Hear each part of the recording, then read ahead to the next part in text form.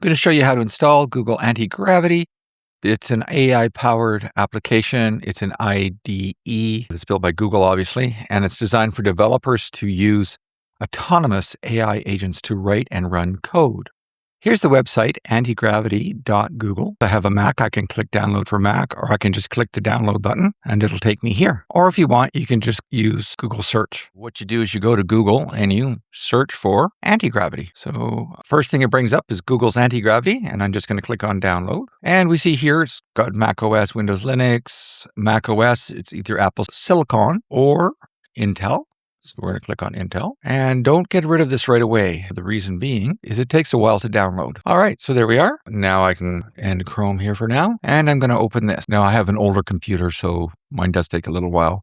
I'm sure more modern ones would better. And basically it's a standard or fairly standard Mac install. My buddy installed Gravity on Windows 11 Home, and it was very straightforward. The toughest thing was deciding what directory to use. So speaking of directories, there is one thing I do want to do.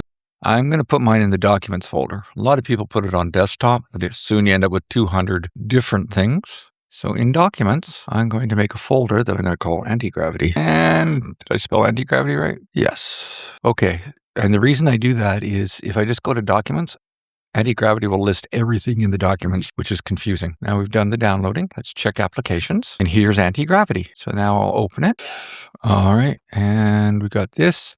So because I got it from the internet, I have to click open. All right, and I'll click next. I went for the dark, but I honestly could not read it properly. It's probably because of my eyes or whatever. So I got light, modern, solarized light, and I don't know what the difference is. So I'll just pick light, modern, just because. I selected that the first time I did this, and I could not read it. So I had to uninstall Antigravity completely, just because I chose to. That is another video. I'm going to click next, configure my editor. I'll take the recommended because I don't know what I'm doing. Click that. I'm going to sign in with Google. I do need this. Open Antigravity. Terms of use. Click there. Okay, I used to be able to click next. Okay, administrative privileges. Yes. I'm going to go.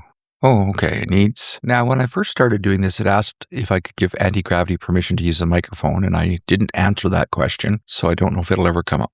But that is part of the normal thing, and I would recommend telling it to use the microphone. All right, so to make sure that Antigravity can use the microphone, I'm going to click on the Apple symbol, go down to Privacy and Security, and now we're going to go to Microphone and Antigravity. You'll notice it is shut off, so I'm going to turn this on. So now Antigravity should have access to the microphone.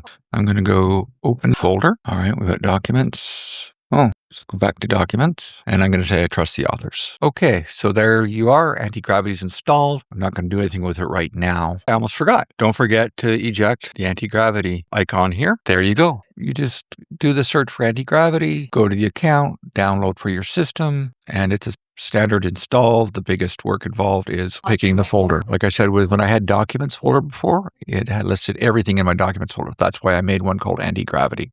And Antigravity is empty, so there's nothing listed here yet. If you found this valuable, like, subscribe, share, the usual.